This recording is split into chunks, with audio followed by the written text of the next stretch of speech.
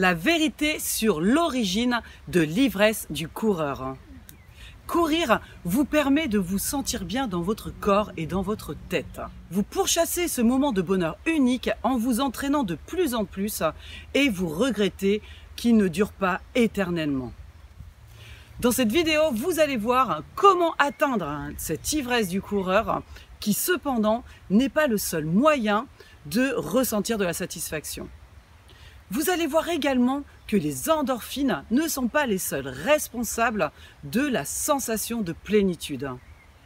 Mais avant tout, je vous invite à vous abonner en cliquant sur le bouton rouge en bas sur votre droite et en activant la cloche de notification afin de recevoir mes vidéos en temps et en heure. Bonjour à toutes et à tous, je suis Francine Ridoineau, préparatrice mentale, coach professionnel et personnel, experte en gestion du stress, de la blessure et du défi. Ce sentiment de plénitude suite à un effort très long n'est pas récent puisqu'il y a une dizaine d'années déjà, la nourriture était pour l'homme une préoccupation vitale. Il devait courir très longtemps pour attraper de quoi nourrir sa famille. Cela le rendait fier de lui. Il ressentait un sentiment de plénitude qui correspondait à la récompense de l'effort accompli. Que vous soyez débutant ou non en course à pied, il vous est probablement arrivé de vous sentir fier d'avoir réussi à faire une course qui vous semblait au départ insurmontable. Après avoir eu le courage d'avaler des kilomètres jusqu'à mettre à rude épreuve votre corps, vous avez eu soudainement un regain d'énergie qui vous a donné l'impression de courir en apesanteur au point de ne plus ressentir de douleur. C'est à ce moment précis que vous progressez, mais c'est aussi à ce moment-là où vous devez absolument être vigilant car vous pouvez facilement devenir accro à cette plénitude et risquer la blessure ou encore l'infarctus. Si pour vous, le fait de ressentir de la douleur, c'est trop compliqué, alors sachez une chose, c'est que le fait juste d'aimer courir, d'être de meilleure humeur ou encore d'avoir plus d'énergie, une plus grande densité osseuse et un pourcentage réduit de masse graisseuse, cela devrait suffire à vous satisfaire. Avant d'aller plus loin, remplissez le questionnaire en haut dans la description afin d'obtenir un bilan personnalisé gratuit. Toutefois, pour trouver le bon effort d'endurance qui doit vous permettre de tenir une conversation, celui-ci ne doit pas être trop intensif ni trop court.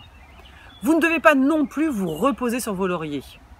C'est un effort qui se situe entre l'endurance fondamentale et le seuil, c'est-à-dire entre 60 et 80% de la fréquence cardiaque maximale, ou plutôt ce que l'on appelle, pour les spécialistes, la fréquence cardiaque de réserve.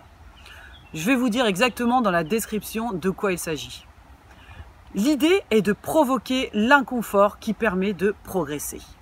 Vous vous êtes certainement rendu compte que lorsque vous courez avec une personne ou bien en groupe, vous vous sentez nettement mieux.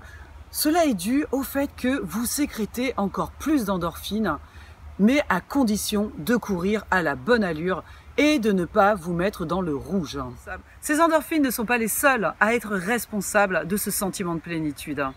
Il existe d'autres substances chimiques que l'on appelle les endocannabinoïdes. Elles agissent comme le cannabis et sont sécrétées par presque toutes les cellules de l'organisme, ce qui signifie qu'elles pourraient avoir un impact plus important sur votre cerveau. Maintenant que je ne peux plus courir, je me rends compte que la course à pied me permettait de rentrer dans un état méditatif où je me retrouvais face à moi-même. C'était l'occasion d'apprendre à mieux me connaître et d'être concentré sur l'instant présent. Vous aussi, vous pouvez entrer dans cet état méditatif. Mais sachez qu'il est nécessaire d'être accompagné pour trouver le bon équilibre entre bien-être et performance. C'est pour cela que je vous propose un accompagnement axé particulièrement sur une meilleure gestion des émotions et du stress grâce à la méditation de pleine conscience et des outils issus de la psychologie du sport. Si vous avez apprécié ce contenu, mettez un pouce bleu, laissez-moi un commentaire, je me ferai un plaisir d'y répondre rapidement. Partagez cette vidéo pour qu'un maximum de personnes puissent en profiter. Et pensez à vous abonner si ce n'est pas encore fait en cliquant sur le bouton rouge et en activant la cloche de notification. Je vous dis à bientôt pour la prochaine vidéo.